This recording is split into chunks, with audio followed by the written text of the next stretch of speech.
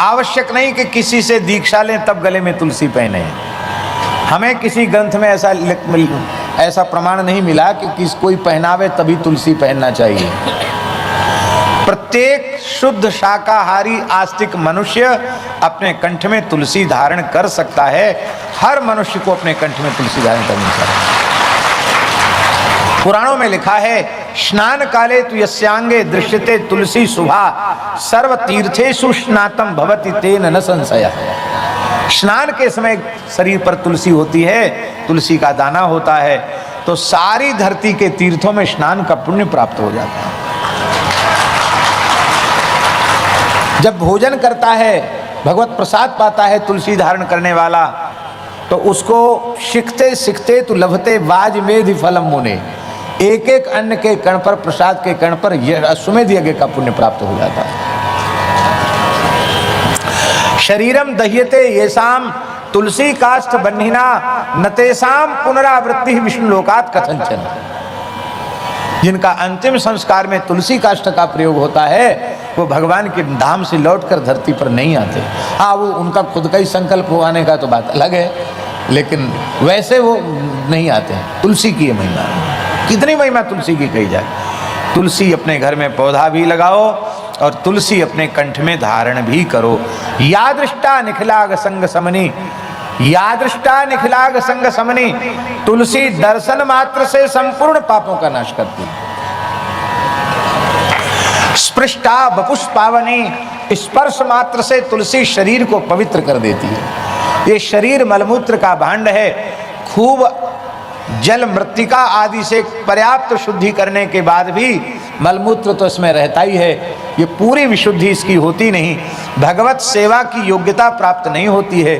भगवत सेवा की योग्यता प्राप्त होवे, इसके लिए अत्यंत आवश्यक है। भगवत सेवा की योग्यता प्राप्त होवे, इसके लिए गले में तुलसी अवश्य धारण। बिना तुलसी धारण के भगवत विग्रह के स्पर्श का निषेध है। हमने श्रीधाम वृंदावन में दक्षिण के एक महानुभाव महापुरुष, हमारे बड़े प्रेमी थे, रंगनाथ भगवान के अर्चक। तो हमने उनसे पूछा, उन्होंने कहा कि हम संध्योपासन करते हैं तो तुलसी धारण करते हैं, हवन करते तो तुलसी धारण करते हैं, और रंगनाथ भगवान की पूजा में पहुंचते हैं तो तुलसी धारण करते हैं, कमलाक्ष तुलसी धारण करते हैं। क्यों? बोले बिना तुलसी धारण के हम भगवान के श्रीअंग को छू नहीं सकते। दाक्षिणात्य महापुरुष ने कहा तुलसी स्पृष्टा पुष्पावनी, तुलसी धारण करने के बाद ही देव विग्रह के स्पर्श की पात्रता आती है।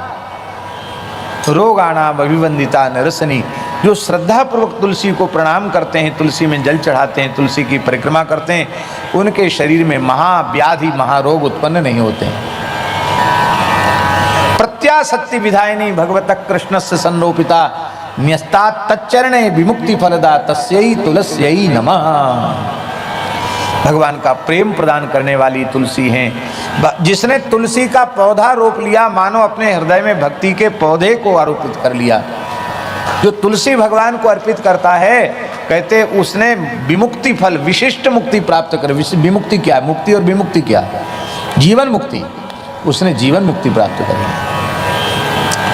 श्री मलुक पीठ में 1.25 लाख से अधिक शालिग्राम भगवान विराजमान हैं।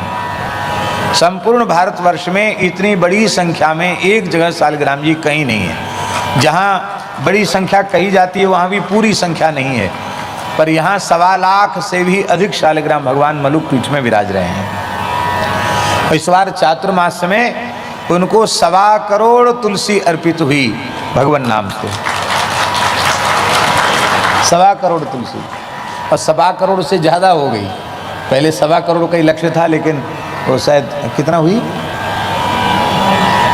है? 61 लाख।